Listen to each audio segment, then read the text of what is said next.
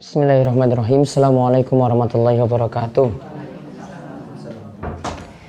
Alhamdulillahirrabbilalamin. Wassalatu wassalamu ala ashrafil anbiya wal mursalin Nabiina Muhammadin wa ala alihi wa man tabi'ahum bi ihsanin ila yaumiddin. Allahumma anfa'na bima 'allamtana wa 'allimna ma yanfa'una wa zidna ilma. Allahumma aslih lana dinana alladhi huwa ismatu amrina wa aslih dunyaya allati fiha ma'ashuna wa aslih akhiratana allati fiha ma'aduna waj'alil hayata ziyadatan lana fi kulli khair waj'alil mauta rahatan lana min kulli syarr. Alhamdulillah, para jamaah sekalian, ibu-ibu dan para ikhwan yang semoga senantiasa dirahmati dan diberkahi oleh Allah Subhanahu wa taala. Kita bersyukur di kesempatan pagi hari ini kita kembali melanjutkan pengajian kita secara rutin di setiap Senin pekan pertama. Melanjutkan ada dua pembahasan yang nanti akan dibahas. Yang pertama, kita akan membacakan hadis-hadis dalam kitab Riyadhus Shalihin karya Imam Nawawi, yang dimana kita bahas tentang kitab menjenguk orang sakit. Kemarin telah kita bahas, atau pertemuan sebelumnya telah kita bahas tentang keutamaan menjenguk orang sakit. Nanti kita akan sebutkan rinciannya saja, kesimpulannya apa saja keutamaan dari menjenguk orang sakit. Baru kemudian nanti kita mulai dari hadis 901.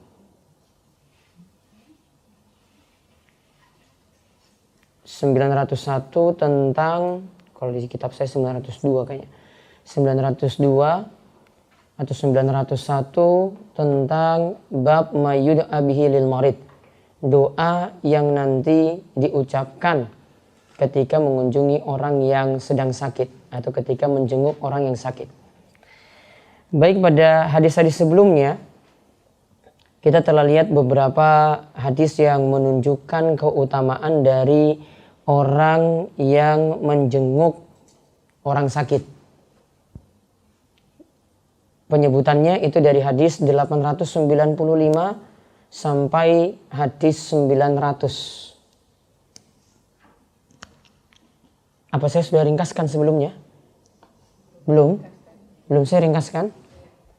895 sampai 900. 1. Keutamaan menjenguk orang sakit berarti menunaikan hak sesama muslim. Menunaikan hak sesama muslim. Karena Rasul itu memerintahkan beberapa perkara, hakul muslim alal muslim. Sittun, ada yang disebutkan khamsun, hak muslim pada muslim yang lainnya. Kadang disebutkan 5, kadang disebutkan 6. Di antaranya disebutkan iyadatul marid, menjenguk orang sakit. Berarti hak sama muslim terpenuhi.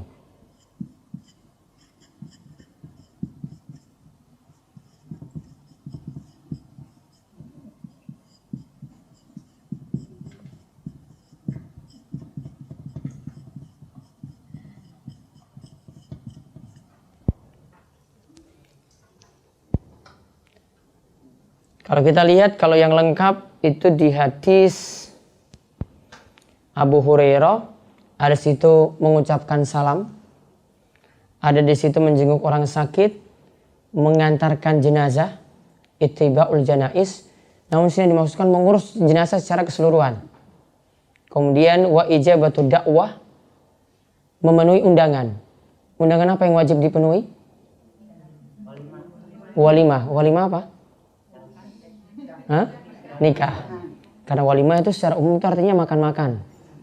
Ya, jadi walimah secara umum itu artinya makan-makan. Namun yang dimaksud sini walimah pernikahan. Kemudian watashmitul atis, yaitu menjawab tasmitul atis, orang yang bersin. Ketika dia ucapkan alhamdulillah, kita jawab yarhamukallah. Nanti yang bersin lagi kemudian menjawab lagi yahdikumullah wa yuslih balakum. Yahdikumullah wa yuslih balakum. Sudah sering diulang namun mungkin kurang dipraktekkan ini. Alhamdulillah. Ini dari yang mana? Yang bersin. Terus dijawab apa? Yarhamukallah. Ini sebenarnya bisa permainkan domir di sini. Nanti bisa jadi kalau yarhamukallah yang bersin itu laki-laki. Kalau perempuan yarhamukillah. Namun nanti ibu-ibu agak sedikit bingung nanti. Sudah pakai ini aja nggak apa-apa. Dijawab apa lagi? Ini yang dengar ya. Ini yang dengar saja. Kalau yang nggak dengar ya sudah. Dia dengar nih samping kanannya ucapkan alhamdulillah. Dia jawab yarhamukallah. Yang bersin jawab lagi. Apa? Yahdikumullah wa yuslih.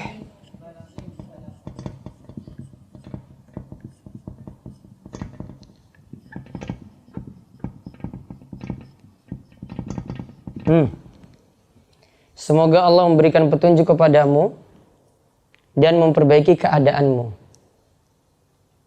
Semoga Allah memberikan petunjuk padamu dan memperbaiki keadaanmu. Karena bersin itu sebenarnya nikmat. Selama nggak lebih dari 3 kali. Kalau lebih dari 3 kali berarti lagi flu. Maka nggak dijawab ini lagi. Namun dijawab mudah-mudahan penyakitmu itu sembuh. Ini cuma sampai 1 dia bersin. Nah kita sebut nanti alhamdulillah. Nanti yang dengar yarhamukallah. Yahdikumullah yuslih balakum, ini doa sebenarnya. Ini doanya kira-kira ini terbalik sebenarnya. Harusnya kan yang sakit yang didoakan seperti ini kan. Yang sakit yang didoakan seperti ini. Namun Nabi SAW malah ucapkan semoga Allah memberi petunjuk padamu dan memperbaiki keadaanmu. Orang yang dengar malah didoakan seperti ini. Kenapa? Karena kalau kita ucapkan doa, kita akan dapat yang semisalnya. Ini artinya, semoga Allah memberi petunjuk padamu dan memperbaiki balakum keadaanmu. Semoga Allah, saya catat artinya. Semoga Allah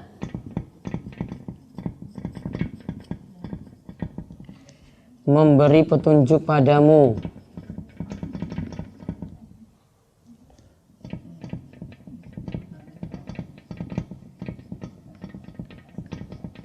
dan yuslih memperbaiki.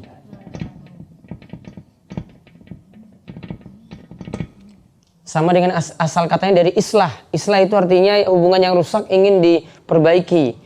Memperbaiki keadaanmu. Nah, yarhamukallah artinya apa? Yarhamukallah, semoga Allah merahmatimu.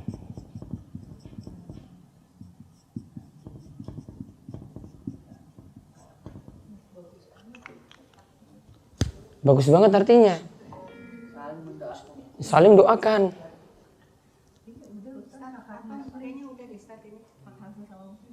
Iya, ini saya ngulang-ulang. Ini saya ngulang aja masih ada yang belum hafal ini.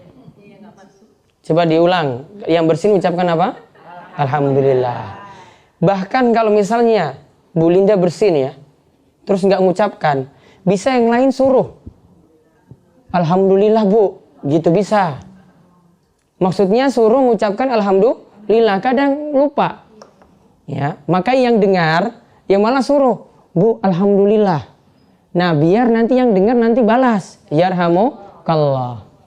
Kemudian yang bersin lagi ucapkan yahdikumullah wa yuslih balakum. Misalnya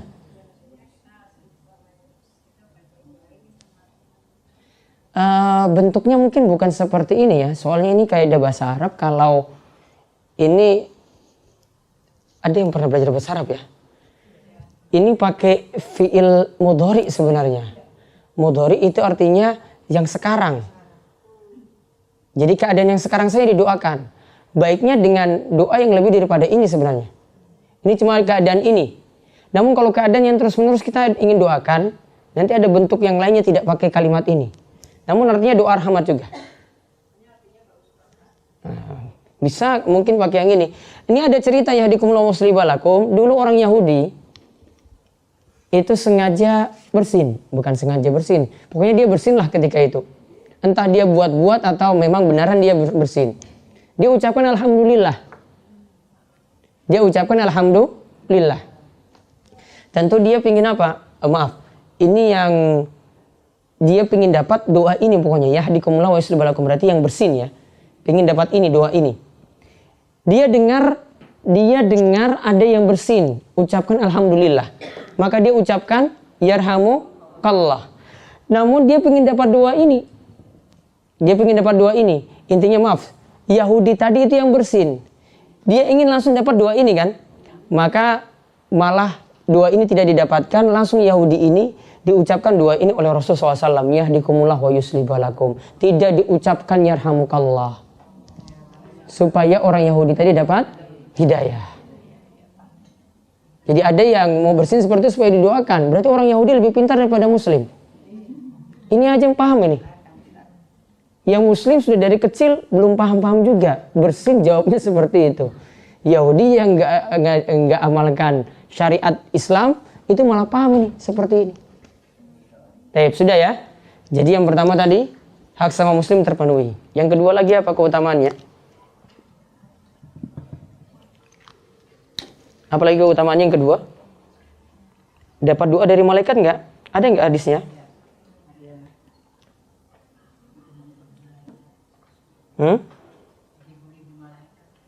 Coba Bu Linda baca hadis 897. Ada hadis yang panjang nggak? Nah ini hadis nomor apa nih? 896. Coba baca awal-awal nanti ketahuan. Sesungguhnya Allah berfirman pada hari kiamat. Tes. Nah, saya kadang suruh jamaah baca biar ikut ngaji juga.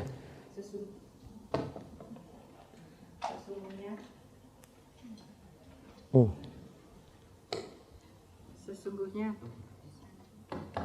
Ini juga.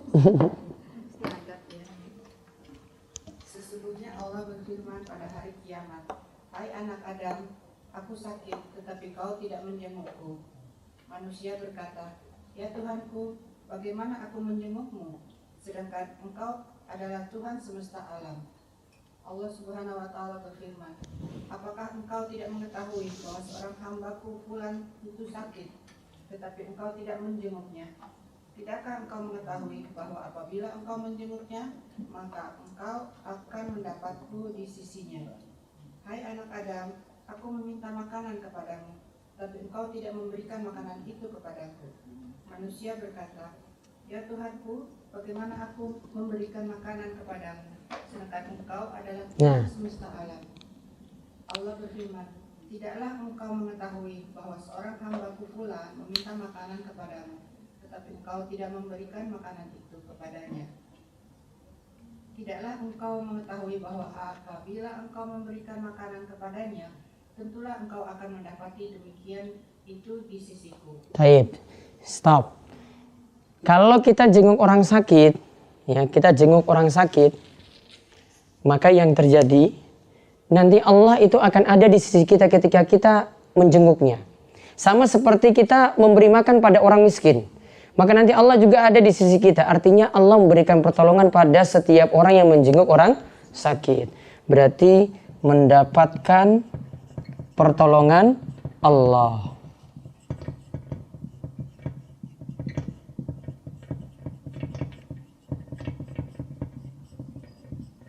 Artinya di sini Allah di sisi orang yang menjenguk.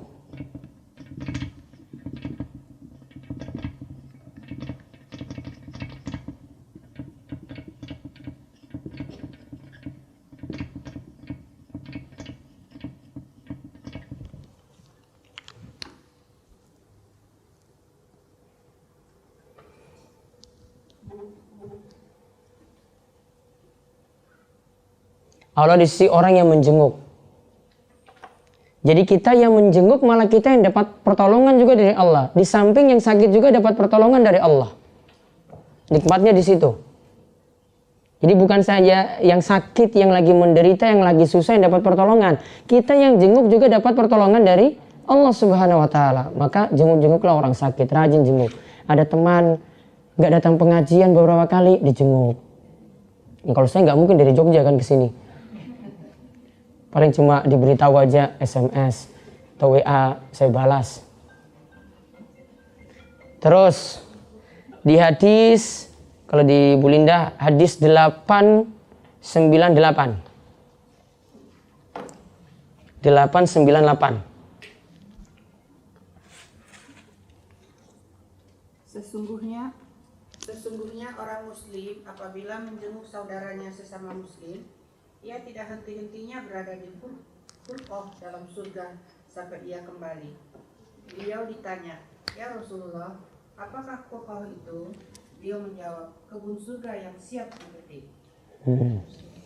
Berarti ia menjenguk orang sakit berada di kebun surga. Insya Allah ini jadi pengen jenguk orang sakit terus nih. Tapi jangan pengen temannya sakit. Berarti yang ketiga berada dalam khurfah.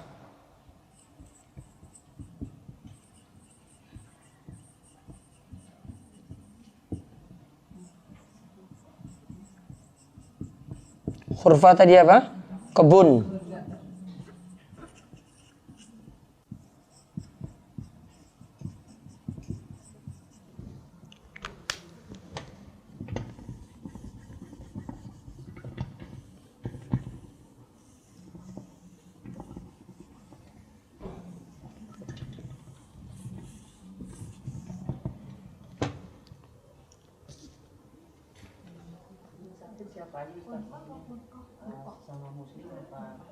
Kalau lihat hadis ini, innal muslima iza ada akhahul muslim.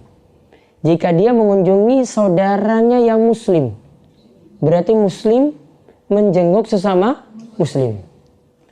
Namun kadang Nabi SAW juga pernah menjenguk orang kafir. Dan muslim juga Nabi SAW pernah jenguk. Pernah seorang Yahudi, anak kecil, seorang bocah ketika itu, dijenguk oleh Nabi SAW. Ini menjelang dia itu sakaratul maut. Nabi jenguk dia. Nabi ketika itu ajak bocah ini aslim, karena itu pembantu beliau dulu. Aslim, masuklah dalam Islam. Dia tanya bapaknya dulu, "Pak, boleh nggak saya masuk Islam? Boleh nggak saya masuk Islam?" Kira-kira kalau orang tua saat ini kalau beda agama gini, mau nggak anaknya suruh masuk Islam seperti itu? Nggak mau kan? Namun ketika itu bapaknya ini nggak tahu jalan pikirannya bagaimana, katakan kepada anaknya, "Taatlah kepada Abul Qasim, taat pada Rasul saja." Artinya ikuti dia. Dia suruh masuk Islam, kamu masuk Islam. Pelajaran yang penting yang diambil, boleh juga menjenguk non-muslim kalau punya tujuan-tujuan yang baik ketika itu. Di antaranya di sini kalau Nabi SAW untuk mendakwahinya.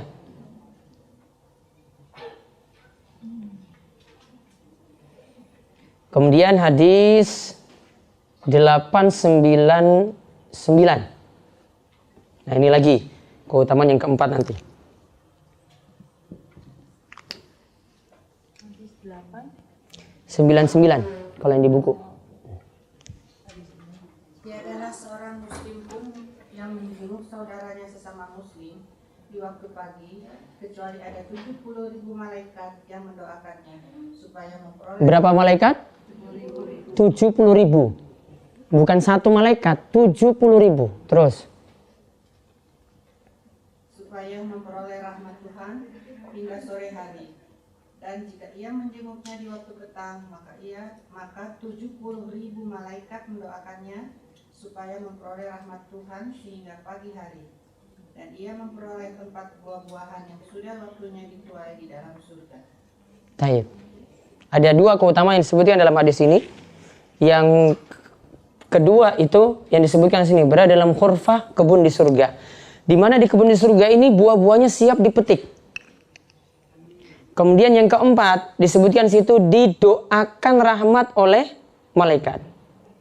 didoakan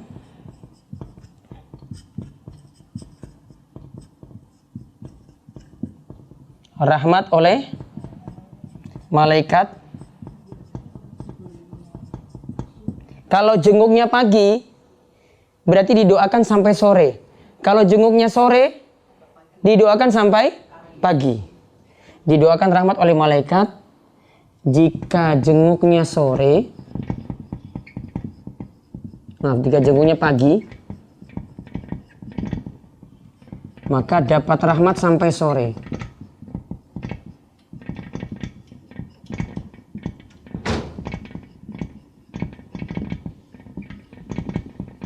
Sebaliknya, jika jenguknya sore,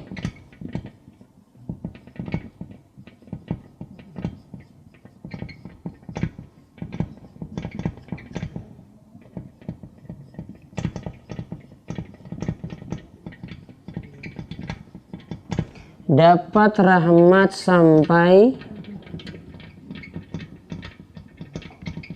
pagi. Dan ingat ya, kalau didoakan oleh malaikat, doanya itu diijabahi. Beda kalau manusia doakan sama manusia. Kalau didoakan oleh malaikat, itu doanya diijabahi. Doanya malaikat. Doakan rahmat. Kita dapat rahmat. Dan doa malaikat itu beberapa keadaan ada malaikat itu punya doa khusus untuk kita. Contoh, kalau ibu-ibu sering nunggu sholat berjamaah di masjid, berangkat dari rumah, sudah wudhu, kemudian masuk sampai di masjid untuk nunggu sholat, terserah ketika itu masuk tahiyatul masjid, lalu baca Quran atau zikir, tunggu sampai azan itu dikumandangkan. Maka selama menunggu tadi, malaikat itu akan mendoakan seperti ini. Allahumma gfir lahu, Allahumma arhamhu. Ya Allah, ampunilah orang yang tadi masuk masjid ini berangkat dari rumah sudah berwudu, lagi nunggu sholat. Ya Allah, rahmatilah dia. Ya Allah, berikanlah rahmat untuknya. Bentuknya seperti itu doanya. Doa ampunan, doa rahmat. Ini ketika jenguk orang sakit. Ada lagi misalnya, malaikat doakan, ini kalau suami rajin kerja, pagi-pagi pergi berangkat, itu sudah didoakan juga oleh malaikat. Malaikat doanya seperti ini. Allahumma ati munfiqan khalafan. Ya Allah, berikanlah ganti yang banyak bagi orang yang rajin untuk berinfak. Berinfak yang dimaksudkan sini kata Imam Nawawi, infak untuk keluarga, berarti cari nafkah. Sudah didoakan oleh malaikat loh. Rizkinya tambah berkah kalau rajin. Kalau malas-malas ya ada doa sebaliknya. Malaikat doakan lagi bagi yang malas, Allahumma ati mumsikan talafan. Ya Allah, berikanlah kebangkrutan bagi yang malas kerja. Yang tadi doanya apa, Pak? Yang mana? Yang mendapatkan rahmat dari Allah, dari malaikat doa. Tadi ini menjenguk orang sakit. Yang berangkat kerja suami. Yang mau menyampaikan suami. Saya sampaikan hadisnya lengkap saja lah.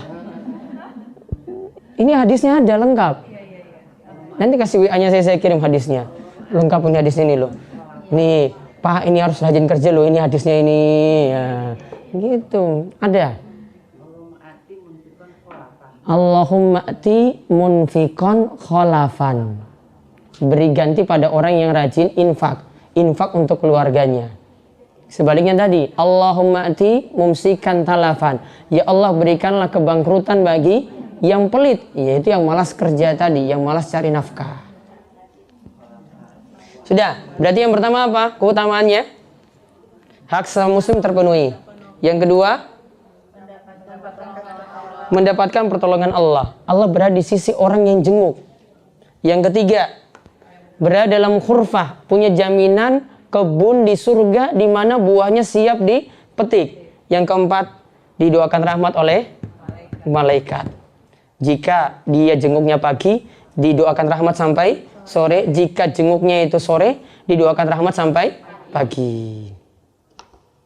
Kapan-kapan bahas itu tentang malaikat aja, khusus doa-doa malaikat itu apa aja, keadaannya mana saja. Bahkan dalam sholat itu banyak malaikat itu doakan. Kalau ibu-ibu ucapkan amin ghairil maghdubi alaihim waladdallin. Aminnya itu sama dengan aminnya malaikat, maka akan diampuni dosanya. Barengan malaikat. Tahu barengan bagaimana? Ya sudah selesai waladdallin ucapkan amin. Malaikat juga ucapkan sama seperti itu. Nggak usah nebak-nebak ini detik keberapa malaikat ucapkan. Barengan tadi. Selesai waladdallin kemudian ucapkan amin. Contoh lagi. Ada yang nggak pernah baca doa setelah bangkit dari ruku? Ini ruku. Sami Allahu liman hamidah. Rabbana walakal hamdu hamdan katsiran thayyiban mubarakan fih. Ada yang punya bacaan kayak gini? Hamdan katsiran thayyiban mubarakan fih. Titik sampai di sini. Itu kata Nabi SAW, di belakang itu malaikat rebutan untuk nyatat amalan orang itu. Rebutan. Malaikat lagi, malaikat lagi. Insyaallah. Yuk. Hamdan katsiran thayyiban mubarakan fi. Hamdan katsiran thayyiban mubarakan fi. Bisa cari di website saya, ada di bagian sifat sholat Nabi, doa setelah rukuk atau i'tidal. Sudah lengkap itu. Namun bukunya belum ada. Kalau di website sudah bisa lihat gratis, yang penting paketannya ada. Sudah ini ya, 4 ini aja. Itu sampai hadis tadi. Adapun yang berikutnya itu tentang doa yang ibu-ibu kalau jenguk orang sakit, doa apa yang dibaca? Biasa kalau jenguk orang sakit cuma ngobrol-ngobrol aja atau ada doa? Jangan nganggap doa ini cuma Pak Kiai yang baca. Karena sebagian punya anggapan, wah cari Pak Ustadz atau Kiai itu datang untuk doakan ini yang lagi sakit. Bukan urusan Kiai, bukan urusan Ustadz untuk bacakan. Kita juga kalau datang baca doa ini juga akan diijabahi doa tersebut. Dan seringkali kalau yang dianggap paling afdol doanya itu Kiai kalau mengucapkan atau Ustadz kalau ucapkan. Sehingga kalau ada yang sakit, Pak Ustadz tolong doakan dulu yang spesial dalam majelis ini. Sebenarnya doa dari ibu-ibu yang banyak ini saya sudah cukup. Ya, walaupun memang doa dengan orang soleh dibolehkan. Selama orang soleh itu masih hidup. Selama orang soleh itu masih hidup. Bukan di dalam kubur. Kalau dalam kubur tidak bisa lagi. Karena dalilnya Rasul pernah dimintai doa ketika beliau masih hidup. Namun ketika beliau itu sallallahu alaihi wasallam meninggal dunia, para sahabat itu saat hujan gak turun-turun, mereka minta doanya, mintakan kepada Hamzah supaya berdoa pada Allah agar diturunkannya hujan. Berarti tawasulnya atau dijadikan perantaranya itu pada saat Rasul itu hidup, bukan pada saat Rasul SAW itu meninggal dunia. Nah, di antara doanya di sini, ini sebenarnya doa-doa. Coba bab 145 dibacakan judulnya, Bu Linda. Judulnya aja.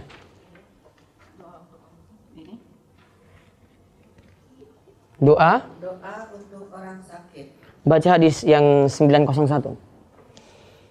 Dari Aisyah radhiyallahu anhu bahwa apabila ada seseorang yang mengeluh karena sakit atau luka kepada Nabi Shallallahu Alaihi Wasallam, Nabi Shallallahu Alaihi Wasallam berdoa dengan jari tangannya. Demikian Sufyan bin Uyainah, perawi hadis ini, meletakkan jari di telunjuknya di tanah, lalu mengangkatnya dan berdoa dengan menyebut nama Allah. Ini adalah tanah bumi kami, dicampur dengan ludah sebagian dari kami. Disembuhkan orang sakit di antara kami dengan izin Tuhan kami. Saya harus buat tulisan sendiri. Ini doa-doa yang dibaca kalau kita jenguk orang sakit. Ini caranya sederhana sekali. Ketika itu ada seorang yang menjenguk. Ya, ada seorang yang dijenguk oleh Nabi SAW. Nabi katakan seperti ini. Nabi SAW, karena izastakal insanu syai'a minhu, jika ada bagian dari tubuhnya itu sakit. Sakit gigi. Atau bagian lengannya itu ada yang sakit. Kakinya juga ada yang sakit misalnya. Atau ada luka. Ya, atau ada luka. Maka ketika itu Nabi SAW ambil tanah pakai jari. Ambil tanah pakai jari. Jarinya di sini disebutkan jari sababah, jari telunjuk. Ya, jari telunjuk diambil. Gini ya. Diambil tanah tadi, kemudian diangkat. Kemudian ini sambil diludahi sebenarnya. Karena kalimatnya ini ada kalimat di sini ada sebutkan ludah di sini. Kemudian Nabi SAW membaca seperti ini. Bismillahi turbatu ardina biriqati ba'dina yushfa bihi sakimuna bi isni rabbina. Dengan nama Allah turbatu ardina. Sebentar, saya belum suruh nulis ini. Saya jelaskan dulu. Turbatu ardina, dengan debu dari tanah ini. Biriqati ba'dina, dengan ludah dari sebagian kami. Berarti tadi pakai ludah kan? Iya. Yushfa bihi sakimuna, mudah-mudahan yang sakit di antara kami itu disembuhkan oleh Allah Subhanahu wa taala. Bi isni rabbina, dengan izin dari Allah Subhanahu wa taala. Hadis ini muttafaqun alaih, diriwayatkan oleh Imam Bukhari dan Muslim. Mau doa ini dihafal? Saya sebenarnya pengen ini kasih tulisan sendiri aja lah. Bikin doa-doa ini semuanya dalam satu tulisan. Biar nanti tinggal di ini aja di share. Ya. Yang kedua lagi, ini juga bisa dibaca. Saya cuma mau tunjukkan beberapa doa. Pertemuan berikutnya baru, ya biar penasaran nanti datang lagi berikut. Karena saya mau lanjut ini sebenarnya. Coba dibaca Bu Linda lagi 902. Ini doa lagi. Dari Aisyah Radhiyallahu anha. Pula bahwa pada suatu waktu Nabi Shallallahu Alaihi Wasallam menjenguk seorang keluarganya yang sakit. Beliau mengusap dengan tangannya yang kanan dan mengucap, Ya Allah, Tuhan seluruh manusia, hilangkanlah penyakit ini, sembuhkanlah, Engkau saja yang dapat menyembuhkan. Tiada kesembuhan, kecuali kesembuhan darimu, kesembuhan yang tidak lagi meninggalkan penyakit. Ini yang saya suruh catat aja. Ini yang lebih manjur ini. Allahumma rabban nasi azibil ba'sa ishfi anta syafi la shifaa illa shifauka shifaan la yughadiru saqaman. Ini catat ya. Ini doa ketika menjenguk orang sakit. Ketika itu boleh pegang tangan yang lagi sakit atau tangan pasiennya, badannya di sini. Di sini gunakan tangan kanan, diusap-usap. Misalnya badannya situ sambil baca doa ini. Allahumma rabban nasi dan seterusnya sambil dipegang badannya. Ini doa ketika menjenguk orang sakit. Ini satu doa. Di berikutnya baru saya ngajar banyak nanti.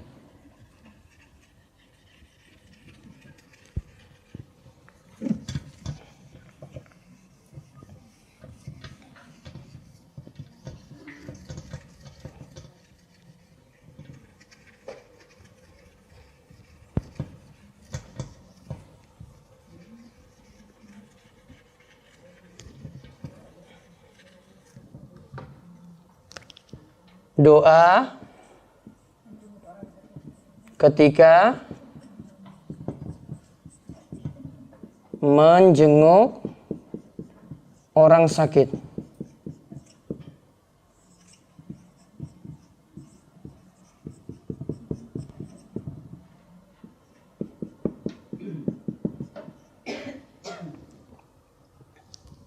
Semua huruf kapital aja ya.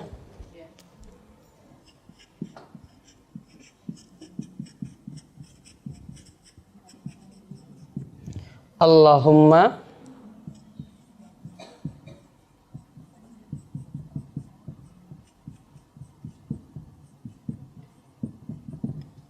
Rabban nasi.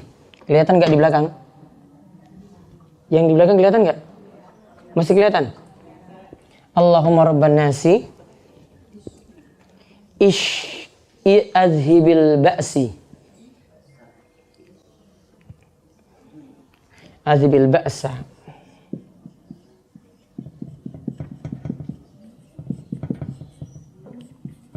Azhibil ba'sa. Ini saya sebutkan artinya ya.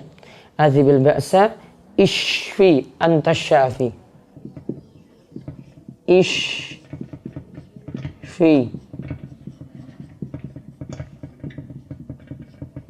anta syafi.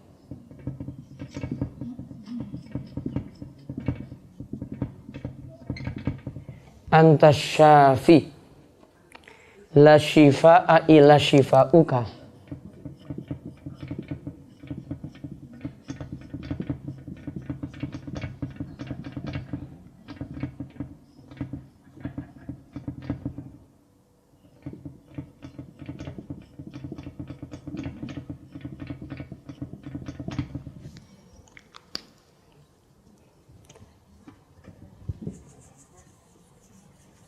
Allahumma rabban nasi azibil ba'sa ishfi anta syafi la shifa ila shifauka. Masih lanjutannya, shifaan la yughadiru saqaman.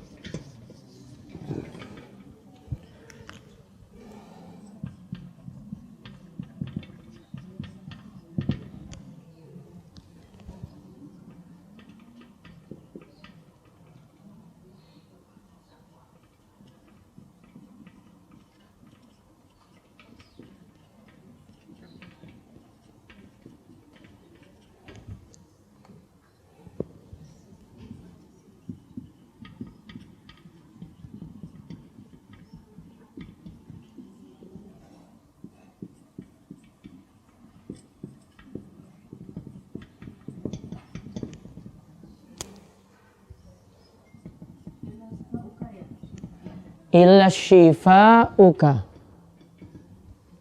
shifaan la yughadiru saqaman. Penyakit engkau lah.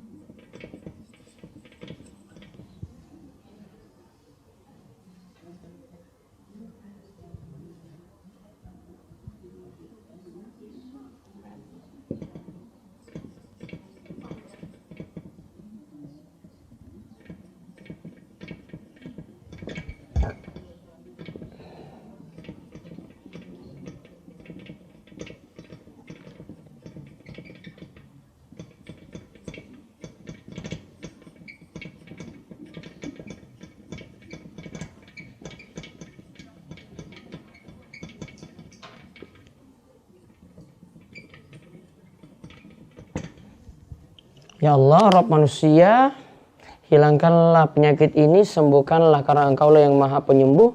Moga ini jadi kesembuhan yang tidak meninggalkan bekas.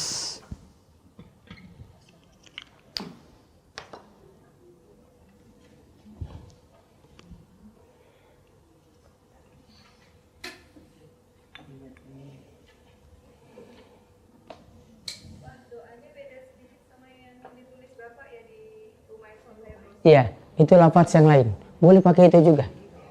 Bedanya apa di situ? Musibal ba'si sama dengan asibil ba'sa. Sama. Ada anta.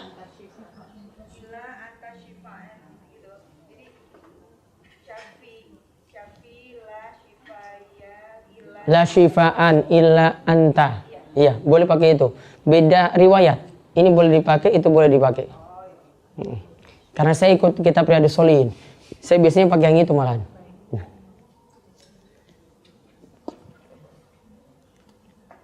Coba saya ulang ya. Allahumma rabban nasi adhibil ba'sa ishwi anta syafi la shifaa illa shifauka shifaan la yughadiru saqaman. Coba diulang.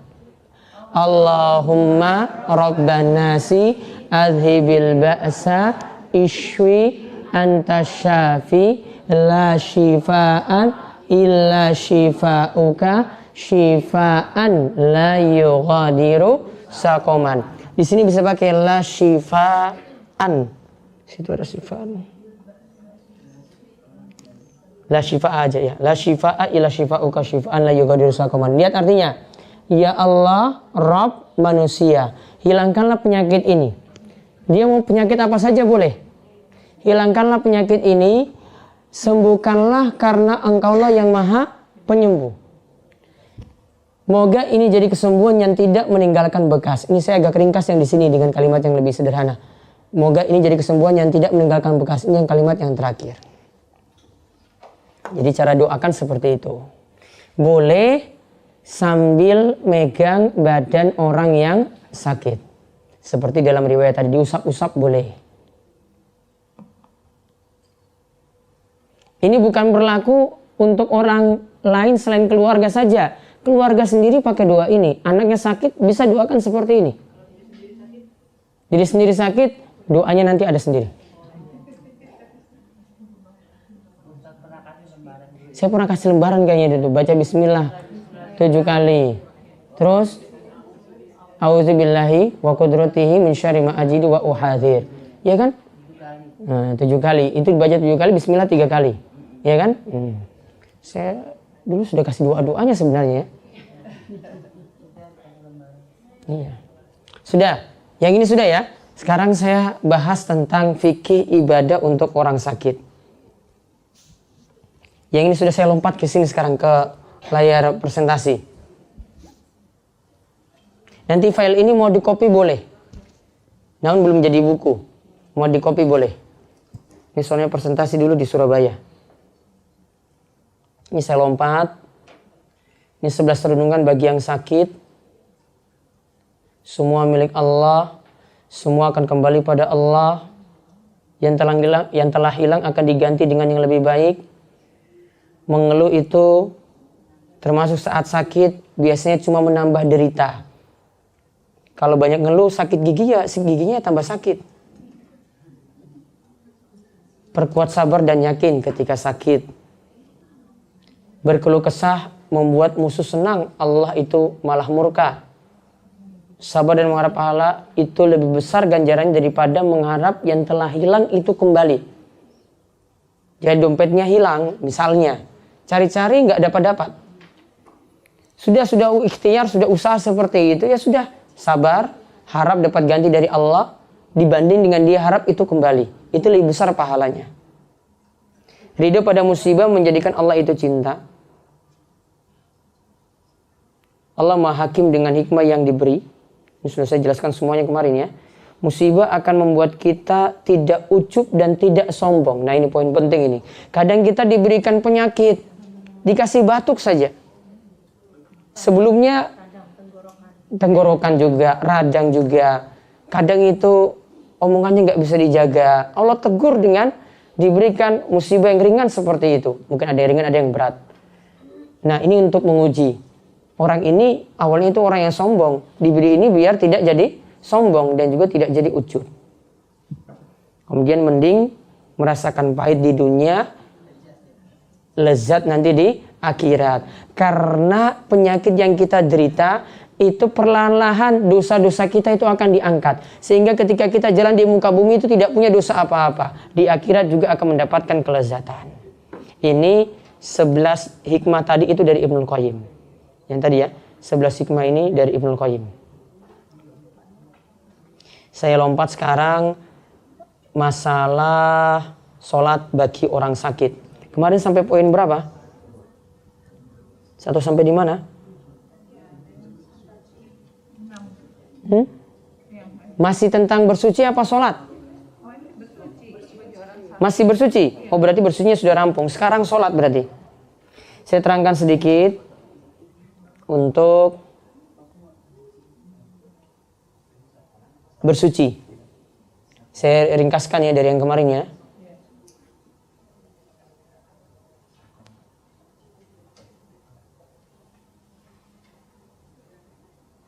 Bersuci bagi orang sakit. Kita kalau di rumah sakit atau sakit di tempat manapun, asalnya ibu-ibu tetap bersucinya itu dengan air. Itu hukum asal. Hukum asal itu dengan air. Tidak boleh diganti dengan apapun dulu. Baik untuk hadas kecil wudu dengan air. Begitu juga untuk hadas besar mandi juga dengan air. Gak boleh dulu berganti pada tayamum. Termasuk di sini kalau lagi dingin. Saya tadi sempat tulisan tadi, ada tulisan yang saya baca sebenarnya. Walaupun dingin, ini sebagian orang ada yang punya alasan seperti ini, dingin-dingin kayak gini, sudahlah tayamum saja, gak usah pakai air. Padahal dia kalau pakai air pun gak masalah, cuma malas saja. Atau airnya itu yang lagi dingin dipanasin sebentar aja, masih bisa digunakan.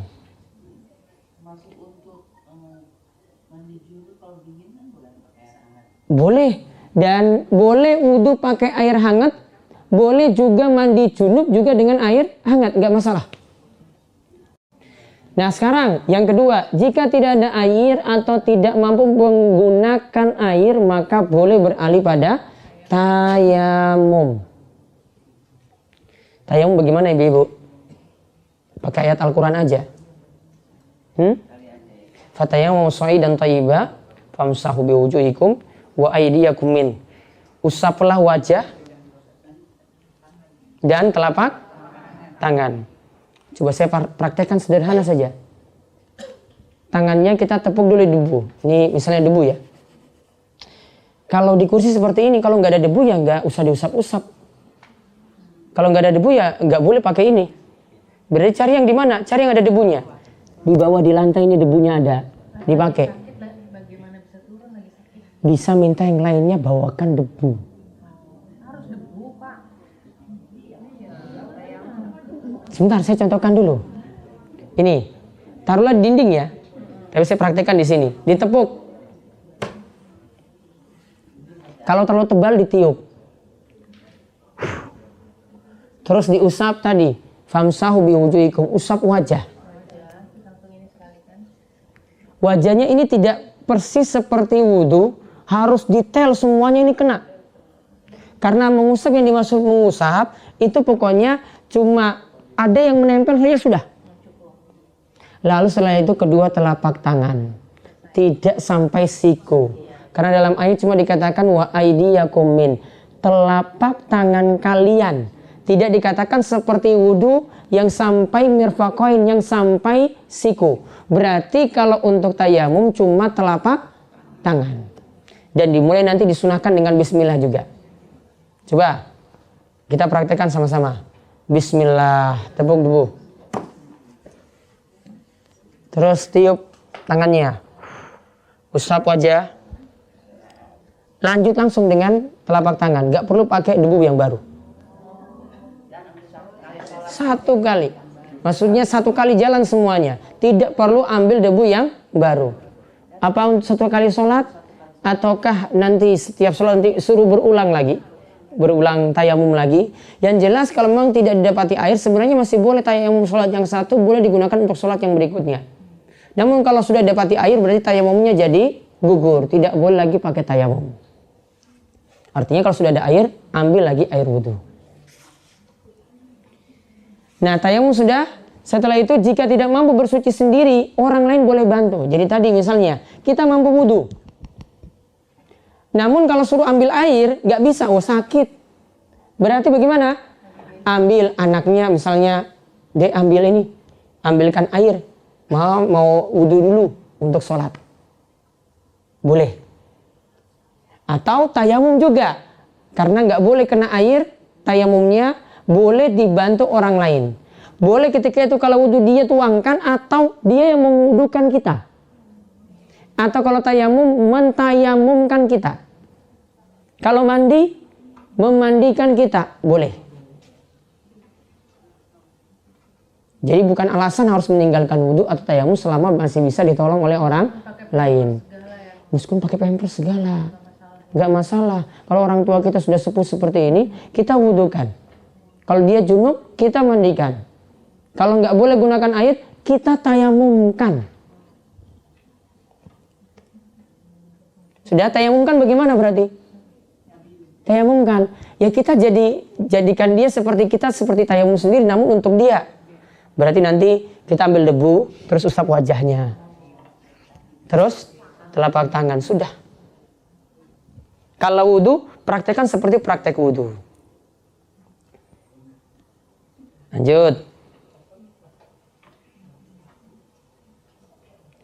Jika ada luka, maka luka tersebut tetap dibasuh dengan air. Asalnya tetap kena basuhan. Selama tidak ada masalah ya. Kecuali ini. Apabila berdampak jika dibasuh dengan air, tambah parah lukanya. Maka beralih dari membasuh tadi. Kalau membasuh itu airnya ngalir. Beralih pada mengusap. Ini tangan ada gips. Ya. Biasanya kalau tangannya normal kan kita alirkan. Namun yang ini nggak mungkin. Berarti tangan kanan ini nanti dialirkan seperti biasa. Tangan yang kiri ambil air, tangannya cukup basah, diusap ini. Dan ini tidak langsung beralih pada tayamum. Kalau masih bisa mengusap, diusap. Tidak boleh langsung beralih pada tayamum. Nah, kalau mengusap itu bukan mengguyur. Sama seperti kalau ibu-ibu ada di pesawat.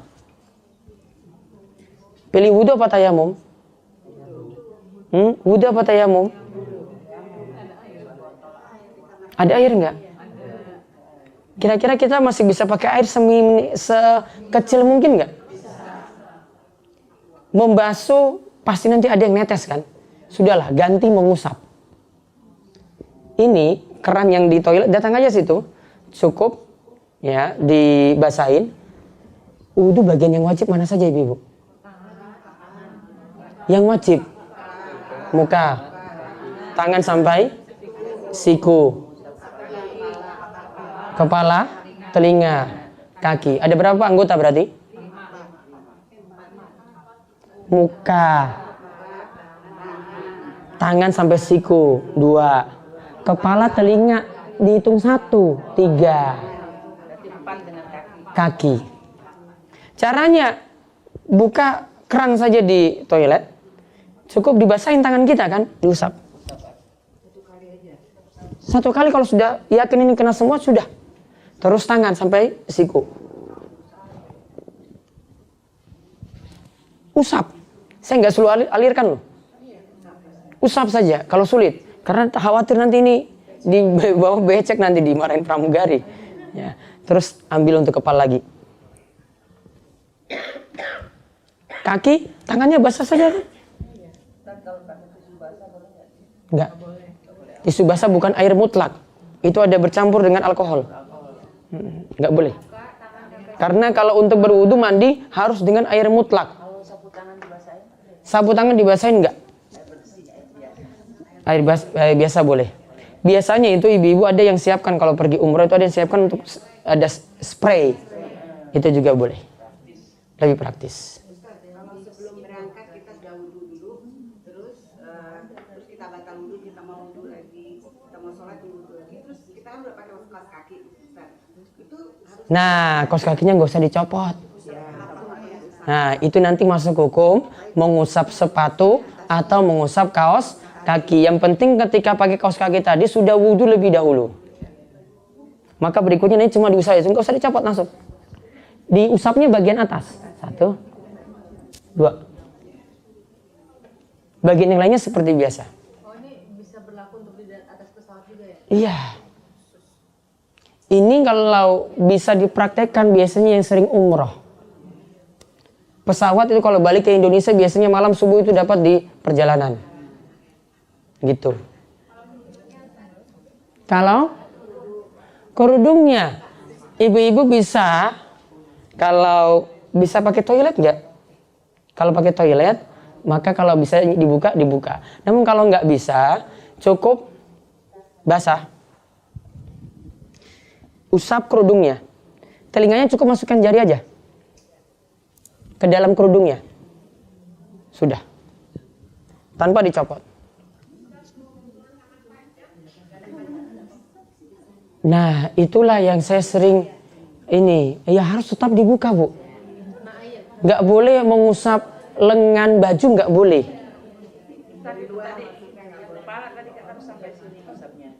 Kepala, kalau pakai kerudungnya cukup ini aja. Kerudungnya aja yang diusap. Iya. Masalahnya, mengusap tangan sampai siku, ya tangannya sampai siku itu masih bisa dibuka. Kalau kepala darurat nggak boleh dibuka di depan umum aurat. Iya. Yang satunya aurat, yang ini juga tangan juga sebenarnya aurat. Maka sebenarnya saya sarankan tetap di toilet. Namun kalau nggak mau copot jilbab, berarti caranya seperti tadi, jilbabnya yang diusap.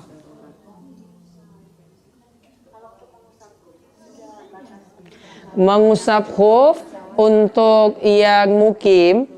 Kita ini lagi mukim ya, ibu-ibu lagi mukim ya. 1 kali 24 jam.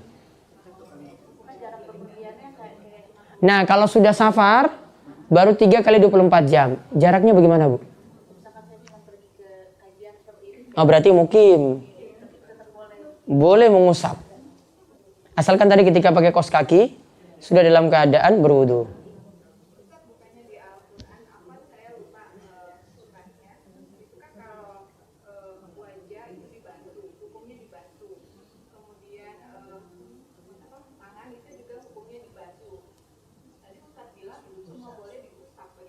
Karena keadaan darurat di pesawat.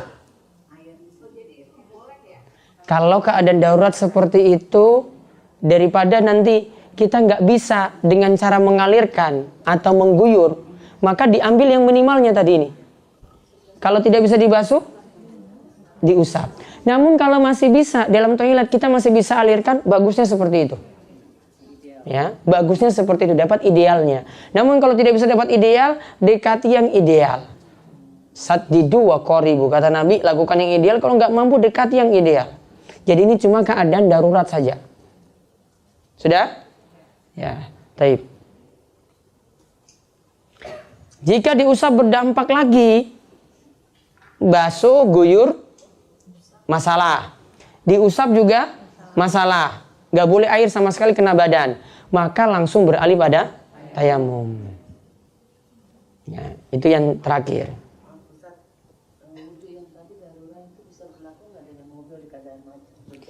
Mobil keadaan macet di perjalanan. Sholat apa macetnya? Sholat apa kira-kira? Iya, misalnya kalau maghrib mendingan dijamak diundur. Boleh jamak sholat ketika macet. Mengkosor nggak boleh. Mengkosor untuk musafir. Cuma jamak. Maghribnya diundur ke waktu isya. Kalau masalahnya kalau macetnya pas asar. Asarnya belum. Dan nggak mungkin turun dari kendaraan. Maka kalau waktunya sudah mepet, sudah diperhitungkan ini nggak mungkin saya dapat asar ketika turun dari kendaraan atau sampai ke musola atau ke rumah. Maka lakukan sholat di kendaraan. Nah, wudunya darurat seperti tadi. Pakai aqua. Kalau nggak ada aqua di mobil, beli dulu, cari samping kanan kiri ada nggak yang jual? Kan ada banyak yang jual.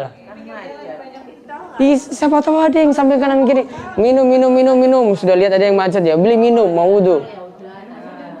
Kalau sudah nggak ada, cari-cari nggak ada, baru beralih tayamum. Kalau nggak ada air sama sekali, dan waktu sholatnya mepet ketika itu. Nah ini, kaidah mengusap itu pengganti dari membasuh. Jadi kalau tidak bisa membasuh, gantinya itu mengusap. Mengusap itu tadi caranya adalah tangan cukup dibasahin dengan air lalu diusap bagian yang ingin diusap.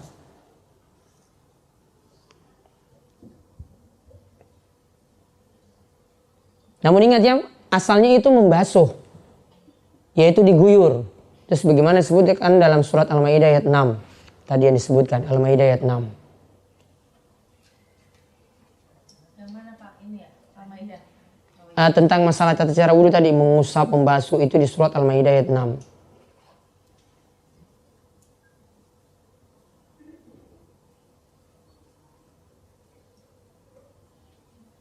Jadi jangan beralih langsung kepada tayamum selama masih bisa mengusap. Membasuh nggak bisa, airnya dialirkan nggak bisa, diguyur nggak bisa, mengusap dulu. Baru kalau nggak boleh sama sekali, nggak diperkenankan sama sekali oleh dokter misalnya, baru beralih pada tayamum.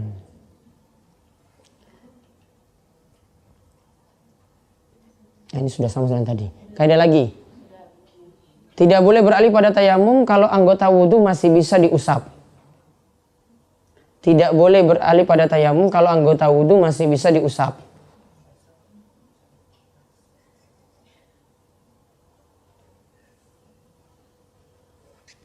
Jadi tadi pilihan tadi yang ditanyakan, makanya saya bilang ini darurat.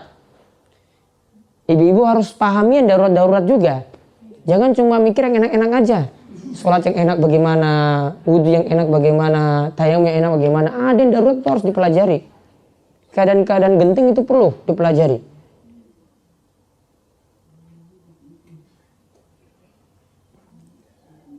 Saya pernah lihat seorang sholat kakinya itu keluar semua, itu gimana sholatnya? Perempuan apa laki-laki? Kakinya keluar.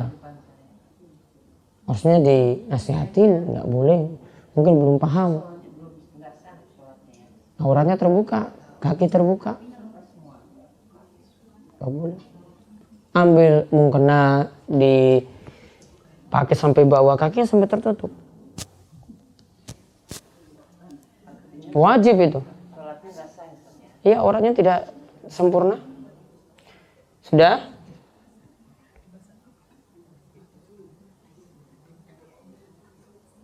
Ini tentang tayamum tadi. Tayamum itu boleh dengan tanah, boleh dengan debu, boleh dengan pasir, atau disebut dengan so'id dan toyibah. So'id yang suci.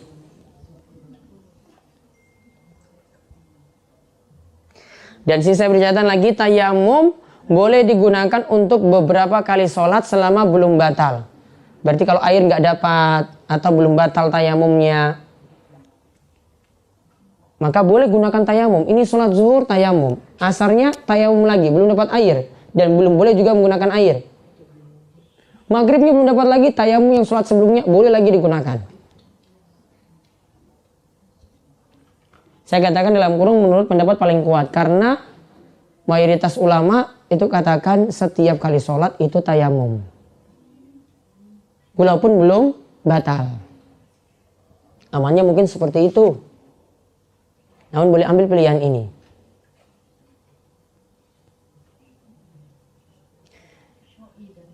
So'i dan to'ibah. So'i dan to'ibah itu istilah untuk tanah, untuk debu, untuk pasir, untuk batu.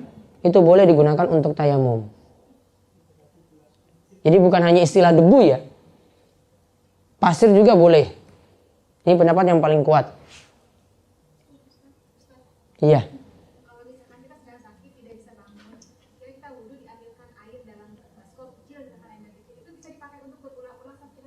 Nah, boleh nggak pakai air yang tadi dalam baskom kita sudah pakai untuk wudhu?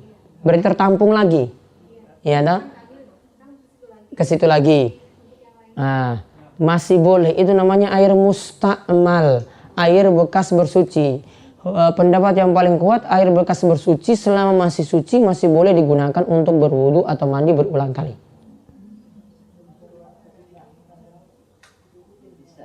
Bisa.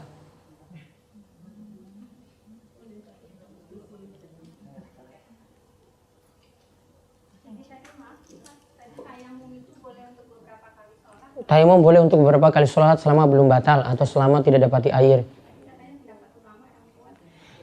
Ini yang paling kuat. Namun kebanyakan ulama berpendapat sebaliknya. Satu tayamum cuma untuk satu sholat. Amannya seperti itu, diulangi saja. Insya Allah tidak terlalu repot.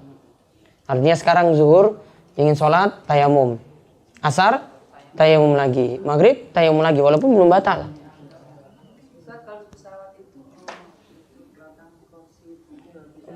Belakang kursi sandarannya itu boleh nggak digunakan untuk tayamum?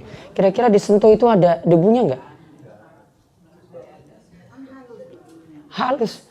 Iya, ada nggak? Ada yang dirasakan nggak kalau halus itu? Ada nggak? Nggak ada. Nggak keras ya, berarti nggak ada. Kalau mau tayamum ya sudah, lihat di bawah itu ada pasir-pasir, ambil gitu. Iya. Kan nanti ditiup lagi, Bu. Tadi masih ada air kan? Air dulu. Repot ya sholat ya. Iya. Ya nggak usah naik pesawat. Aduh. Bawa debu juga nggak apa-apa, terserah. Ya, bawa debu atau pasir ya monggo. Nanti ditanya ini untuk tayamum gitu. Air aqua boleh. Air aqua boleh. Ini bagus. Iya untuk minum. Gua atau minta pramugari yang punya air minum itu, saya minta air 1 gelas. Langsung bawa ke belakang. Bisa juga. Tapi kan ada air di ini juga di keran di situ. Sudah. Kemudian wajib bagi orang yang sakit, ini masih lanjutan, untuk membersihkan badan, pakaian, dan tempat sholatnya dari najis. Ini tempat tidurnya. Tadi habis kencing, maka harus diganti dulu baru boleh tempat tidur ini digunakan untuk sholat. Ini pakaiannya. Pakaiannya ini kena najis.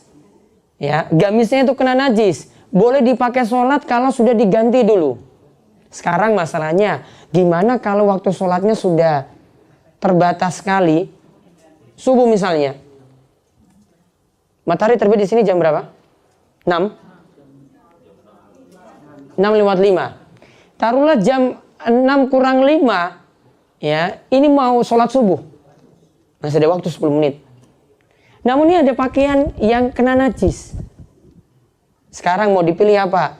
Mau sholat tepat waktu, namun pakai pakaian najis. Namun kalau dia undur lagi jam 6:30, ada saudara yang nanti gantikan pakaiannya. Yang pilih yang pertama apa yang kedua? Yang kedua sholatnya sudah selesai. Saya sudah jelaskan dulu kaidah yang pernah saya jelaskan. Pentingkan waktu sholat, kerjakan sholat tepat waktu. Daripada diundur di luar waktu, walaupun ketika itu bisa pakai pakaian suci. Berarti, lihat ini kalimat yang kedua. Jika tidak mampu menghilangkannya, najis tadi, dan sholat dalam keadaan seperti itu, sholatnya tetap sah dan tidak perlu diulang. Tadi ya, subuhnya selesai jam 6 lewat 5. 6 kurang 5 mau sholat subuh. Pakaiannya mau cari ganti nanti jam 6:30. Berarti waktu sholat sudah selesai. Yang dipilih sholat dengan pakaian najis, darurat. Darurat. Sholatnya tetap sah dan tidak perlu diulang. Bukan nanti jam 6:30, saya ulangi lagi sholat subuh tadi, tidak perlu. Tadi sudah sah. Boleh nggak memilih dengan menjamaknya sambil Subuh nggak mungkin dijamak. Zuhur boleh. Sampai menunggu ada yang ganti. Kalau masih bisa jamak, jamak. Namun kalau ini pilihannya sholat subuh. Orang sakit boleh dijamak ya, Ustaz ya? Boleh kalau memang sulit mengerjakan sholat di masing-masing waktu. Namun tanpa qashar. Zuhur tetap 4, asar tetap 4, maghrib 3, isya 4. Kecuali kalau dia berobat sambil bersafar. Berobatnya ke Singapura misalnya. Nah itu baru bersafar, baru boleh qashar. kondisi orang yang sangat berat juga nggak bisa dibersihkan. Fisiknya itu berat, nggak bisa dibolak-balik. Itu bersihkannya seperti apa nggak tuntas? Itu gimana kondisi tetap? Tetap sholat. Berarti kalau lihat dari sini sholat sambil pakai pampers misalnya, boleh nggak? Boleh nggak? Atau harus lepas dulu? Boleh. Ada apa, Bu?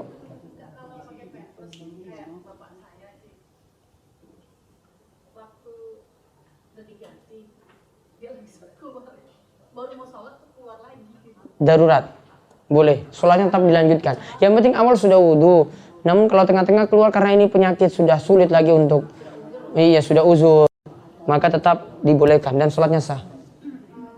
Kalau misalkan perempuan sedang mengalami pendarahan, misalkan pada saat kehamilan, dia kan ada misalkan harus bed rest, jadi selama hamil itu dia mengalami pendarahan, itu kan darahnya darah istihadah ya Ustaz. Darahnya darah istihadah, betul. Nah kalau misalkan itu kena baju, kita mau sholat itu harus diganti apa bagaimana? Nah, kasusnya sama dengan ini tadi. Sama dengan kalau orang itu punya penyakit kencing terus menerus. Atau ada yang kentut terus menerus. Maka cukup caranya berwudu di awal aja. Kalau ini ada pakaian yang kena najis, dia usahakan untuk dibersihkan. Kemudian wudu di awal. Lalu lakukan sholat. Di tengah-tengah sholat tadi keluar najis, keluar kentut, sholatnya tetap lanjut. Namun disyaratkan sini, kalau tekstual hadis seperti itu, setiap kali sholat, wudunya itu diulangi. Setiap kali sholat, wudunya itu diulangi. Lagi sakit.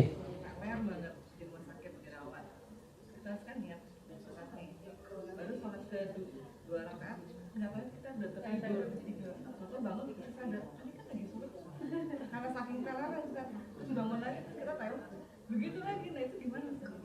Karena nggak kuat badannya, apa pengaruh obat kan karena kondisi fisik nggak kuat, tiduran lagi. Pokoknya nanti dia, ini ada yang pertanyaan, ketika sholat karena sakit tertidur lagi, bangun lagi sholat tertidur lagi, terus seperti itu. Iya, karena saking ini Berapa hari itu? ya hanya hari itu, hari pertama dirawat itu. Nah, solusinya tetap sholatnya nanti diulangi. Kecuali kalau seperti itu terjadi 3 hari atau lebih, maka dianggap seperti orang yang hilang ingatan. Kewajibannya jadi gugur. Nanti akan saya jelaskan di sini. Ini ya jawabannya tadi ya, mengerjakan sholat tepat waktu lebih dahulukan daripada mementingkan syarat sholat lainnya. Tadi pakaian najis, tadi tempat sholat yang najis, apakah harus dihilangkan sedangkan waktu sholat kita sudah mepet? Maka pentingkan sholat tepat waktu lebih dahulukan daripada mementingkan syarat sholat lainnya. Contoh menghadap kiblat. Apa nunggu dulu 1 jam dulu baru nanti menghadap kiblat? Waktunya habis. Maka dia sholat ke arah manapun.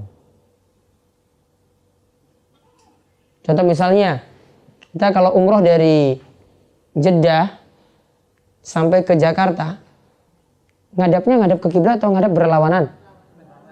Berlawanan. Sholat subuhnya itu berarti ngadap kemana? Timur kan? Timur ya? Timur. Kalau mau nunggu-nunggu ngadap kiblat, sebenarnya bisa. Namun cuma di satu maskapai saja. Cuma ada di satu maskapai yang bisa menghadap kiblat. Saudi Arabia. Ada musolanya. Nah musolanya juga kecil, ngantrinya lama. Kalau semua penumpang itu sholat di situ, ya maka nggak mungkin. Maka waktu saya naik Saudi, saya bilang ke penumpang lain, sudahlah sholat situ aja lah. Nggak mungkin ngantri situ, pramugarinya marah-marah di belakang itu. Udah kalian sholat di situ aja. Karena nggak mungkin, musolanya kecil. Cuma untuk 4 orang, laki-laki lagi biasanya ke belakang. Sudah? Jadi pentingkan sholat tepat waktu dibandingkan memperhatikan syarat sholat lainnya. Contoh, 1 jam lagi baru nanti bisa menghadap kiblat. Sekarang arahnya belum. Maka tetap sholat ke arah mana saja. Contoh lagi, membersihkan badan, tempat sholat, pakaian dari najis. Baru bisa nanti najisnya hilang 1 jam, namun waktu sholatnya selesai. Berarti kita mengerjakannya nanti tetap walaupun dalam keadaan najis. Sholatnya tetap dikerjakan walaupun dalam keadaan najis. Sekarang sholat bagi orang sakit. Tadi bersuci. Maaf. sholat bagi orang sakit.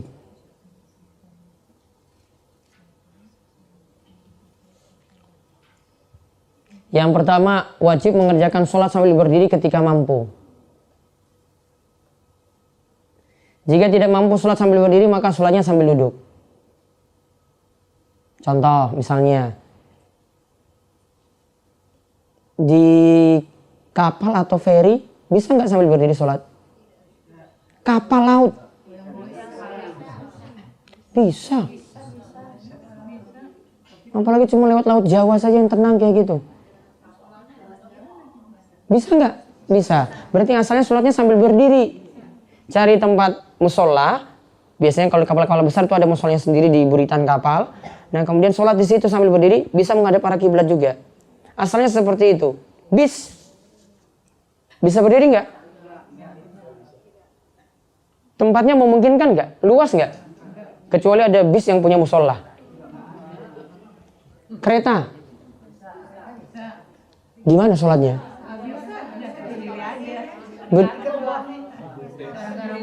Di restoran. Kalau cari tempatnya sulit, nggak mungkin berdiri, ya sudah sambil duduk.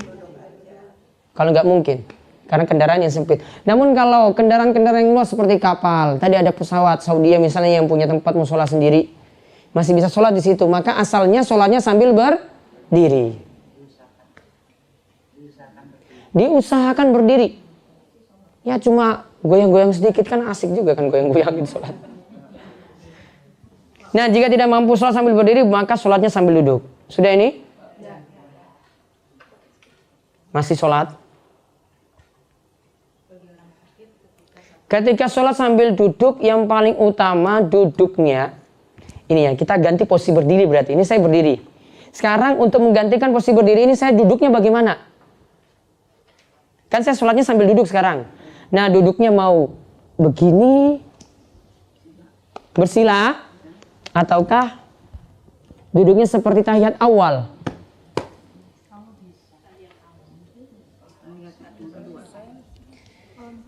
Keterangannya sini lihat.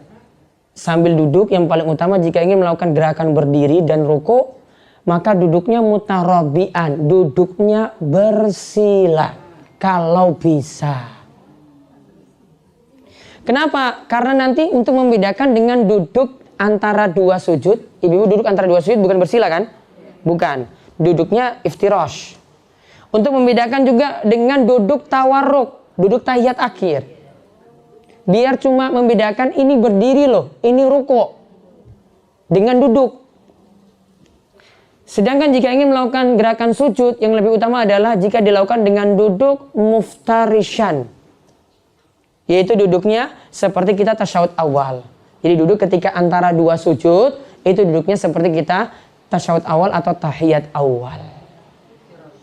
Iftirash. Jadi paling bagus untuk baca suratnya duduknya mutarabian. Mutarabian itu apa? Bersila. Bersila. Bismillahirrahmanirrahim. Alhamdulillahirrabbilalamin. Laki-laki perempuan sama. Jadi gerakan kaki kita jadi berubah. Gerakan kaki kita. Kalau kita duduknya kaki kita ke bawah bagaimana? Ya, kalau pakai kursi ya nggak usah pakai aturan ini. Ini kalau bisa duduk di lantai. Kalau pakai kursi ya sudah. Duduk aja gini, nggak usah angkat-angkat kaki. Di kereta sudah seperti ini. Pesawat seperti ini. Ini kalau di rumah, ya duduknya paling bagus seperti ini. Namun kalau bisa, berarti kalau nggak bisa ya seperti ini aja. Ini cuma sunnah, bukan yang wajib. Duduknya seperti ini saat sholat. Untuk membedakan berdiri, ruku, sujudnya ya cuma badan saya dibungkukan kan. Kalau ruku turun sedikit, kalau sujud lebih turun lagi. Itu aja untuk membedakan. Sepatu harus dibuka enggak? Enggak. Boleh sholat pakai sepatu. Pesawat kan? Di pesawat. Iya di pesawat kan. Boleh sholat pakai sepatu. Kecuali masuk masjid.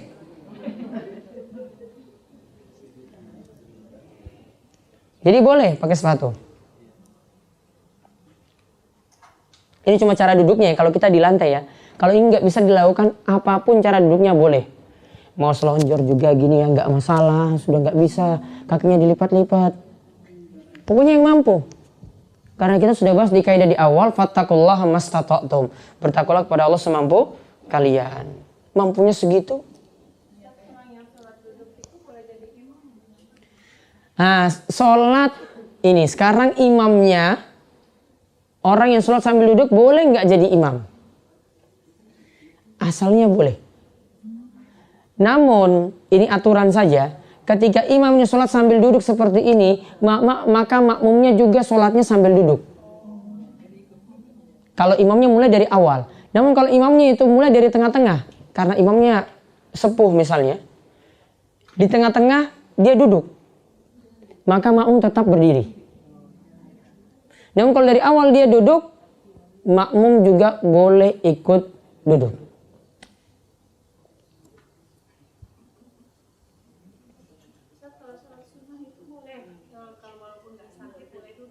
Nah, ada yang tanya lagi, sholat sunnah kalau nggak sakit seperti apa?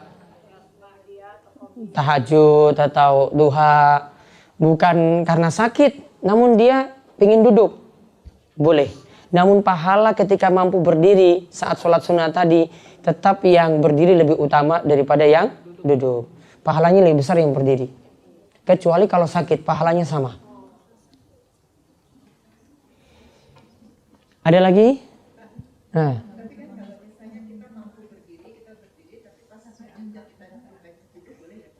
Kalau mampu berdiri, iya.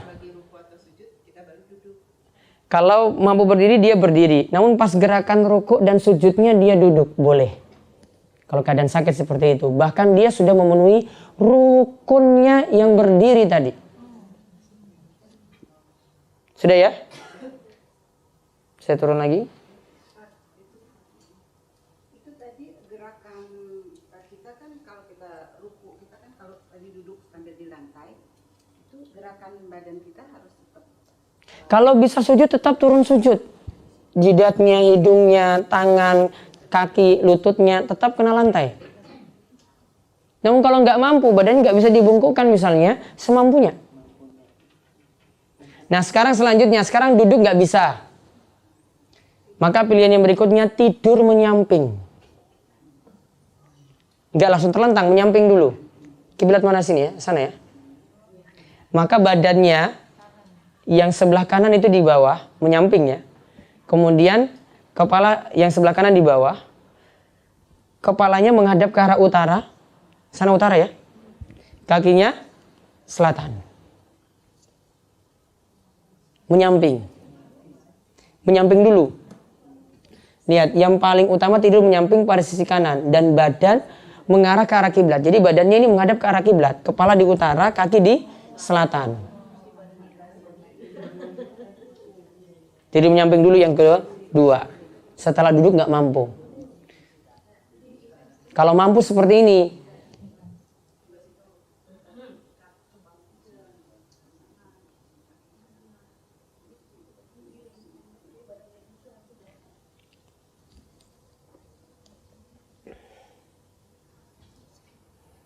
kalau di pesawat pakai itu aja Pak Ustaz, bawa air yang pakai spray juga bisa ya? Boleh. Di praktis ya? iya, iya,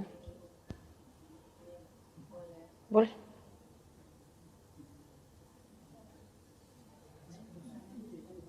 Tapi kan kalau dituang kan juga netes-netes. Iya, kalau dituang netes-netes boleh pakai spray. Iya.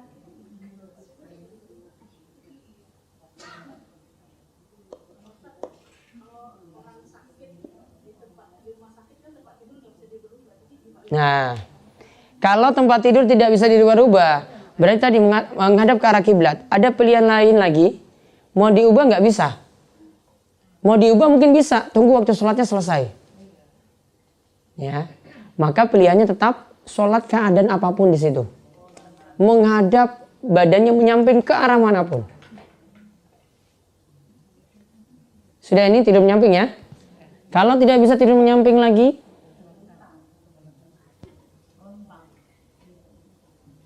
ini catatan ini tadi ya. Maaf.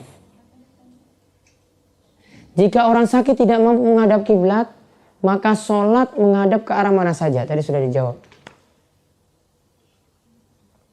Tadi menyamping nggak bisa, kepalanya ke utara, kakinya ke selatan, badannya menghadap ke arah kiblat, ya sudah ke arah mana saja.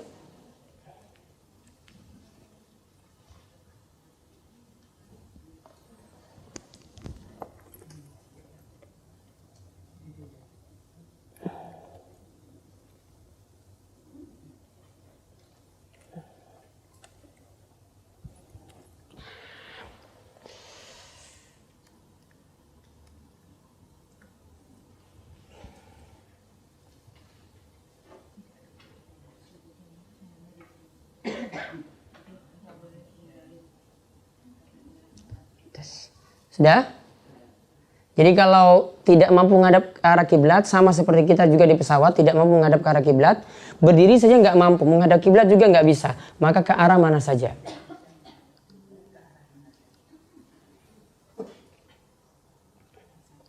Kemudian masih lanjutan sholat. Jika tidak mampu mengerjakan sholat sambil tidur menyamping, maka dibolehkan tidur terlentang. Namun terlentangnya ada caranya. Ini kalau bisa seperti ini ya. Kalau nggak bisa ya sudah, terlentangnya arah manapun. Kaki dihadapkan ke arah kiblat. Jadi nendang kiblat kakinya. Namun kepalanya agak sedikit keangkat. Jadi kepala agak sedikit keangkat berarti kepalanya menghadap kiblat. Baru sholat setelah itu sesuai dengan kemampuan. Jadi kalau bednya itu, tempat tidurnya itu bisa diangkat dikit ya diangkat. Jadi kepalanya menghadap kiblat.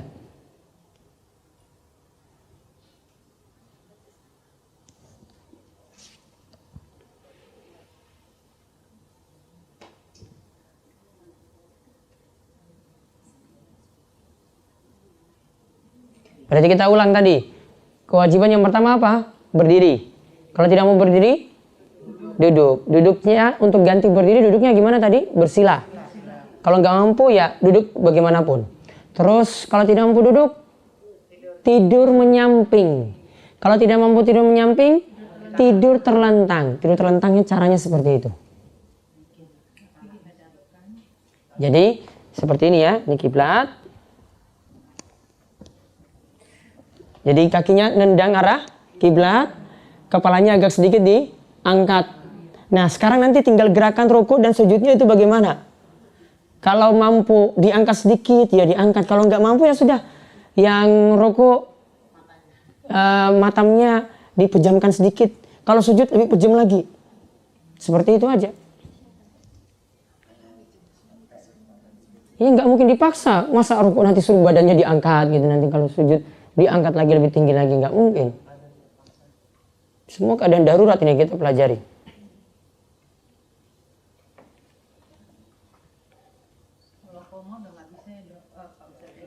Nanti habis ini tidur terlentang nggak bisa lagi, sudah pakai isyarat aja, pakai hati nanti sholatnya.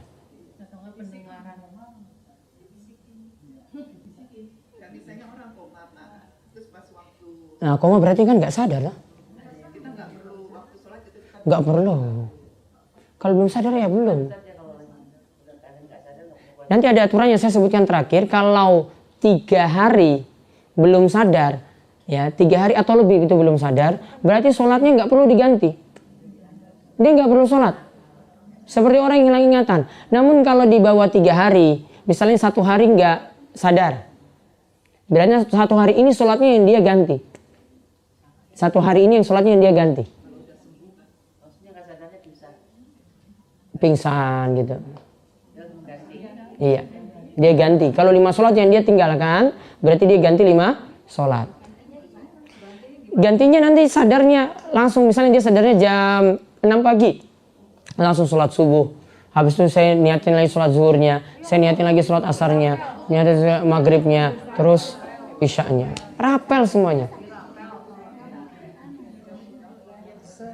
Semampunya gerakannya dan bagaimana cara duduknya atau berbaringnya, semampunya semuanya. Kan ada tahapan-tahapannya ini. Di mana tahapannya dia mampu, itulah yang dia nanti kerjakan. Tidak terlentang, nggak mampu lagi, lihat yang berikutnya.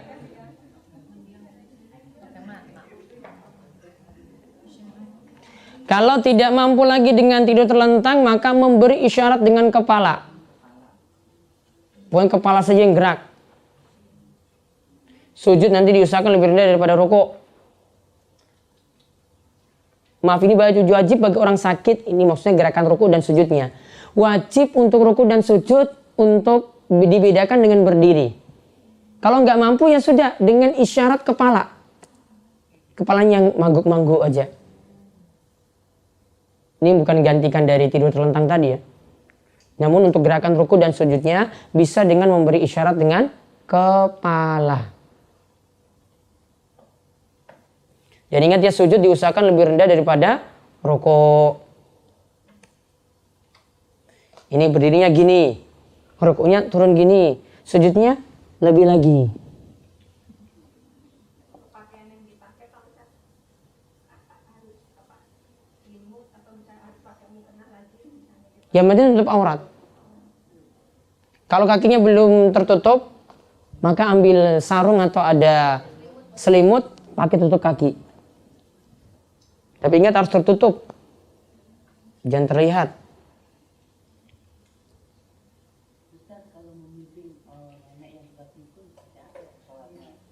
Pikunnya itu ada sadar-sadar sholat nggak? Ya ketika dia ingat baru diingatkan sholat. Kalau ketika dia lupa ya sudah, nggak perlu, nggak ada kewajiban. Pikun kan berarti. Iya, iya. Kalau dia ingat lagi sadar, ada yang bimbing dia untuk sholat. Kayak gini, sholat ya udah Allah Akbar. Tapi orang tua kan suka tidur. Kita diemin aja malah gimana? Dia udah Allah Akbar, udah takbir, berarti dia ketiduran. Diingatkan lagi kalau gitu. Bu, sholat bu. Kalau dia baru tidur sebentar berarti wudunya tidak batal, lanjut aja. Ini sudah?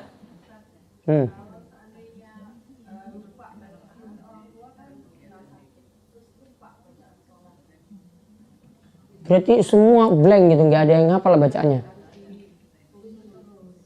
Kalau bisa dituntun, dituntun.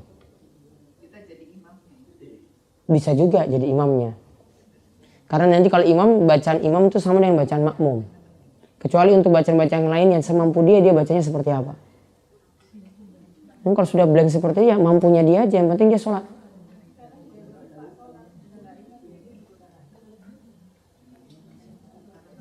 Masih ada kesadaran nggak, maksudnya ingatannya masih ada gitu. Tetap diingatkan untuk sholat kalau begitu. Nah terus, nah ini yang terakhir, jika tidak mau berisyarat dengan kepala ketika ruku dan sujud, boleh berisyarat dengan kedipan mata. Boleh berisyarat dengan kedipan mata. Jadi matanya berkedip. Kalau tadi kan dengan kepala, kalau ini dengan kedipan mata untuk membedakan ruku dan sujud. Makin merem berarti makin sujud, itu tanda sujud.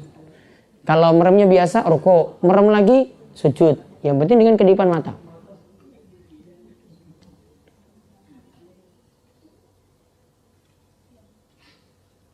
Nah sampai di sini dulu.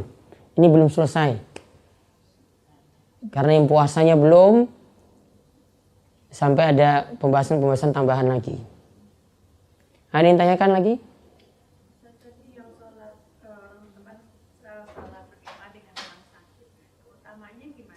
Sholat berjamaah dengan orang sakit.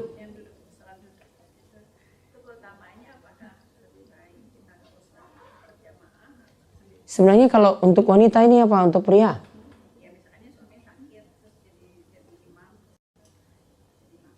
Siapa yang jadi imam kalau gitu?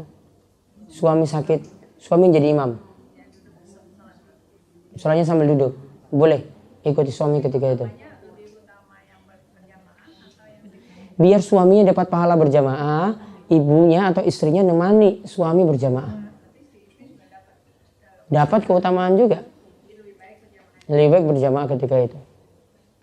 Ada lagi? Kalau suami yang sakit, istrinya boleh jadi imam atau tidak? Tidak boleh. Nggak boleh. Kecuali tadi suaminya masih bisa duduk, istrinya jadi makmum masih boleh. Ada lagi?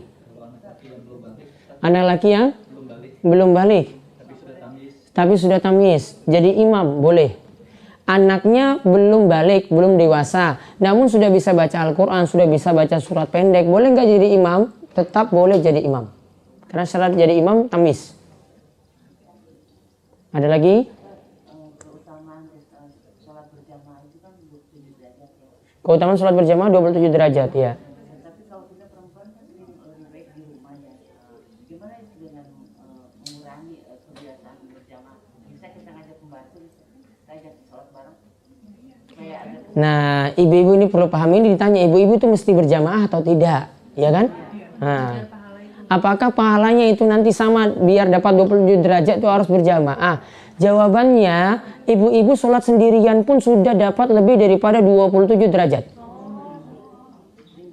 Ibu-ibu sholat sendirian pun di dalam kamar sendirian itu sudah dapat pahalanya lebih daripada 27 derajat.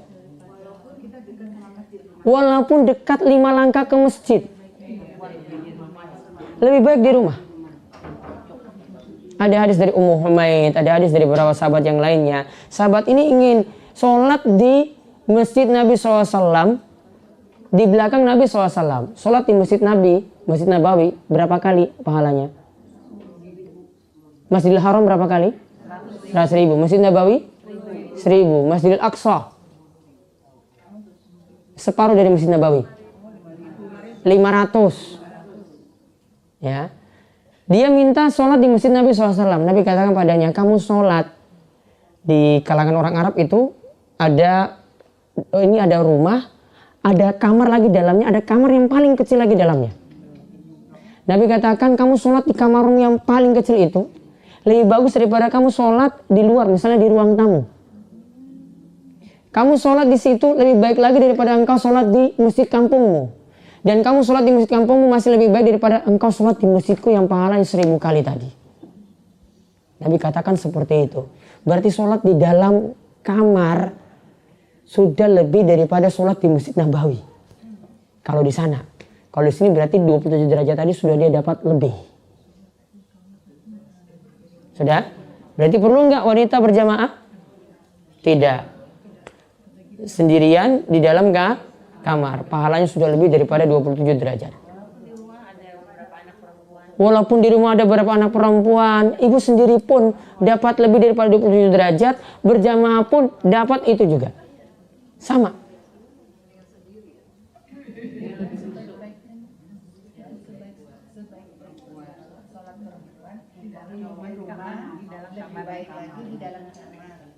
Oke. Dia sama-sama ke masjid. Ya kalau mau ibu mau ya boleh. Nggak ada larangan. Namun kalau mau di rumah pahalanya lebih besar.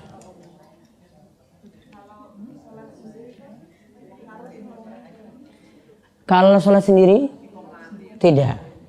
Azan dan iqamah tidak berlaku bagi perempuan.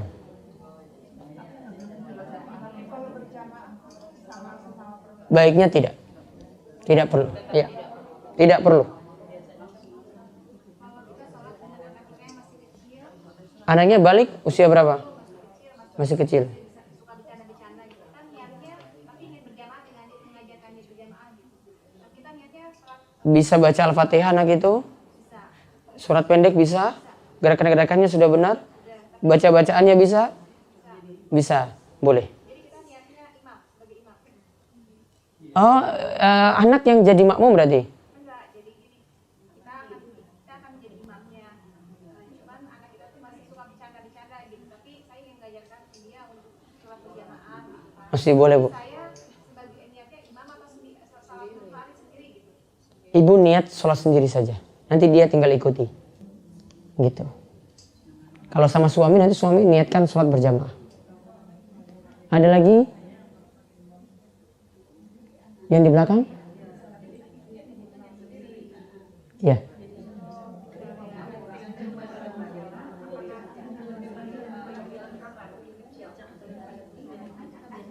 Ada musola di rumah berarti maksudnya? Ada musola di rumah, dibikin misalnya di rumah ini ada tempat sholat sendiri. Masih lebih utama dalam kamar sendiri daripada di musola ini. Kenapa kok yang makin ke dalam itu makin bagus, ibu-ibu makin tertutup itu makin bagus?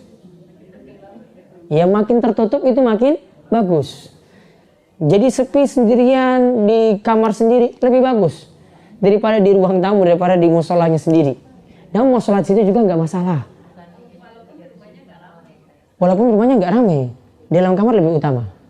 Kalau yang tadi yang sholat di Nabawi itu berlaku orang yang berdomisili di sana, atau kan saya sedang umroh itu di hotel atau bersampai di masjid. Kalau untuk wanita, ibu-ibu memilih sholat di hotel itu sudah dapat 1000 pahala tadi, 1000 kalinya. Mau berangkat ke masjid juga dapat 1000 kalinya. Jadi cuma opsional aja mau pilih di hotel atau mau pergi ke masjid. Kalau di Masjidil Haram kita boleh makmum atau sendiri. Kalau di dalam hotel kan itu ada pengerasnya misalnya ya. Apakah di Masjidil Haram kita jadi makmum? Ini dalam kamar berarti? Itu boleh atau Tidak boleh. tapi kalau di berandanya boleh ya? Kan ada tuh Iya, syaratnya di lobinya itu dipakai. ini Masjidil Haram di ruangan itu. Saya sholat di sini. Syaratnya safnya harus bersambung. Kalau sini nggak ada saf bersambung, kok tiba-tiba saya sholat di sini, nggak boleh. Di lobi hotel itu kan dipakai, itu bisa ya asal dia memang bersambung. Bersambung, iya. Misalnya sholat Jumat, ya. Sholat Jumat kan sampai sana, ini bersambung terus kita dapatnya di lobi hotel. Ya sudah sholat situ nggak masalah, yang penting bersambung. Namun kalau ini nggak bersambung, tiba-tiba kita sholat di sini, ini baru nggak boleh. Iya, kamar itu sholatnya sendiri. Di Zam-Zam Tower. Di lantai 9, 10 untuk laki dan perempuan ada tuh kan. Nah itu gimana? Ya syaratnya bersambung.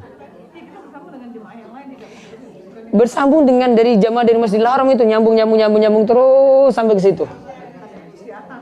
Nah itu. Sudah di hotel saja insya Allah ada unsur pahalanya sama seperti ke masjid. Apalagi perempuan kan? Iya pahalanya sama. Ibu tanya juga di hotel ataukah di Masjidil Haram. Sedangkan kita nggak bisa ke masjid misalnya bawa orang tua. Kalau nggak bisa, ibu sholat di hotel pun pahalanya sudah 100.000. Tapi kamu kan di tower Zam-Zam di seberangnya itu haram itu kan sampai lantai-lantai atas banyak yang ikut jamaah. Iya bos. Dan itu lagi Wah. sekaligus yang waktu sholat. Ini saya jawab dengan pendapat mazhab Syafi'i kayak gitu, harus bersambung. Bersambungnya tadi, ini ada saf dulu di depan berarti, depannya lagi, kita nyambung ke belakang. Itu namanya bersambung. Karena hotel dengan Masjidil Haram itu sudah beda tempat. Ya, hotel dengan Masjidil Haram sudah beda tempat. Beda kalau di Masjid Nabawi misalnya ya, ini seringnya di Masjid Nabawi. Kadang kita, ini saf sini, nanti jamaah berikutnya lagi ada di sana. Nggak nyambung sini kan, namun masih dalam satu masjid. Boleh. Kalau yang tadi kita bahas sudah beda tempat. Ini Masjidil Haram, ini hotel. Hotel itu bukan bagian dari Masjidil Haram. Syaratnya harus bersambung. Contoh misalnya sholat Jumat. Ya, ini nggak bisa bicara di sana di sini misalnya. Rumah saya dekat dengan masjid ini. Itu masjid, pintu ini masjid. Saya di sini. Sudahlah saya sholat di sini aja lah, nggak apa-apalah. Gak usah pergi ke masjid. Saya dengan anak di sini. Nggak boleh kalau nggak bersambung. Kecuali kalau itu sudah penuh, safnya itu membludak sampai keluar. Keluar. Pas di depan rumah dia keluar. Saya dapatnya di sini. Sudahlah saya sholat di sini aja. Bersambung namanya. Kenapa butuh bersambung? Karena biar tahu gerakan sholat orang yang ada di depannya. Terus seperti itu. Dia lihat depannya rukuk lagi. Depannya sujud lagi. Gitu, tujuannya bersambung gitu. Kalau seperti tadi masalahnya misalnya soundnya mati. Ya, soundnya mati. Atau tadi yang satu tidak lihat gerakan di depan coba. Gimana dia mau mengikuti? Gak nyambung kan namanya? Gak nyambung. Gitu. Sudah? Iya, terakhir. Kita kan sholat lebih baik di rumah kalau perempuan ya kan. Terus kan ada waktu-waktu doa diijabah, salah satunya setelah azan dan Iya. azan dan iqomah. Lalu kita di rumah nih menunggu iqomah iqomahnya di masjid sambil Ya, berdoa. taib. Baik, ini ditanya, kan antara azan dan iqomah itu waktu diijabahinya doa. Apakah ibu-ibu harus di masjid dulu baru bisa dapatkan keutamaan itu ataukah cukup di rumah? Jawaban saya, tunggu azan berkumandang. Setelah azan baca doa setelah azan. Allahumma rabb hadhihi da'wati tamma wa sholatil qa'imah, seterusnya. Selesai, setelah itu baca doa yang diinginkan. Gak usah perhatikan iqomah tadi. Langsung baca doa saja. Nah, maka dia dapat waktu ijabah. Walaupun kita mendengar sih pas iqomahnya itu kita mendengar kayak sholat subuh gitu. Kan kedengeran mereka iqomah. Enggak. Jadi baiknya pilih cara seperti tadi. Baca doa setelah azan langsung doa. Meskipun belum sholat qobliyah. Langsung. Saya rasa cukup demikian. Insya Allah untuk pertemuan berikutnya kita lanjut lagi. Masih membahas tentang panduan ibadah untuk orang sakit. Yang mudah-mudahan bermanfaat dan... Yang mana? Enggak, itu cuma untuk yang tadi hadis Rasulullah ambil tanah untuk baca doa pada sahabat. Itu ketika dia menjenguk sahabat yang sakit. Bukan. Baik. Itu saja dan kami cukupkan sekian. Mudah-mudahan kita semuanya diberikan kesehatan, diberikan umur panjang dan diberikan keberkahan dan juga diberikan kemudahan dalam ibadah dan terus diberi kemudahan dalam ngaji dan thalabul ilmi, menuntut ilmu, dan Allah memberikan keberkahan juga untuk rumah tangga kita, pada suami, pada istri dan pada anak-anak, dan mudah-mudahan kita diberi istiqomah dan diberikan akhir hidup yang baik, mati dalam keadaan husnul khatimah. Baik, kita cukupkan, kita tutup kalian doa kafaratul majlis. Subhanakallahumma bihamdika asyhadu an la ilaha illa anta astaghfiruka wa atubu ilaik. Assalamualaikum warahmatullahi wabarakatuh. Nah, itulah video-video Darus Sholihin TV. Dukung Darus Sholihin dan jangan lupa subscribe videonya biar mendapatkan ingatan terus setiap hari.